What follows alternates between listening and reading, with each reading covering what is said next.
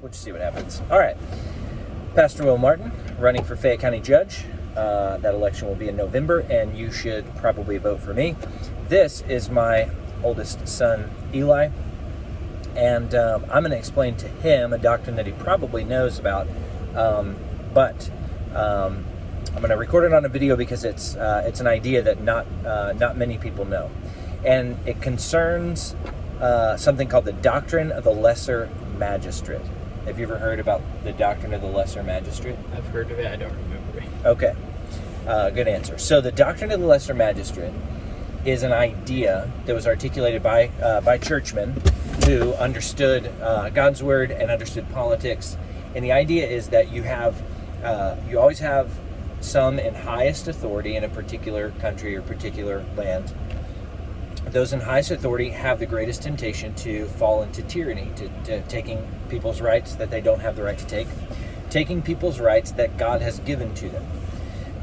And so the doctrine of the lesser magistrate is the idea that when those in highest authority start to tyrannize the normal citizen, that it is the job of those in lesser magistrate, local government, to push back first. So it's not as though when the king starts to practice a little bit of tyranny that the citizens ought to go, storm the streets with pitchforks and whatever. They should look to local officers like sheriff, like mayor, like Fayette County judge, or whatever. People in local authority, city governments, any of those things, to say, you need to push back. You need to protect my liberty. Now, so in our culture, what it would look like is if the federal government practiced tyranny, which they have done repeatedly, that citizens should look to the state government first, that we should look to the government of Texas, the state of Texas, to say to Washington, we're not going to implement those policies on our people because that's tyranny, and so we're not going to do it. Just refuse to comply. So like in the whole mask mandate, deal, you had federal mask mandates that were unconstitutional. And sadly, those in Republican leadership in our state didn't push back. They said, yeah, we'll do all of those things. And so they passed it down to the normal citizen. Hey, thank you so much. Y'all got one more primary? That would be us. Thank you so much. Anything else? No, ma'am. You too. So, when the state refused to protect, and this is very important, when the state refused to do their God-given obligation, which is to protect the liberty of their citizens, they didn't do that, and so it fell to local government to do that. The local government should have pushed back. Well, they rejected their God-given obligation to push back on the tyrant, and so it fell to the individuals to just not comply.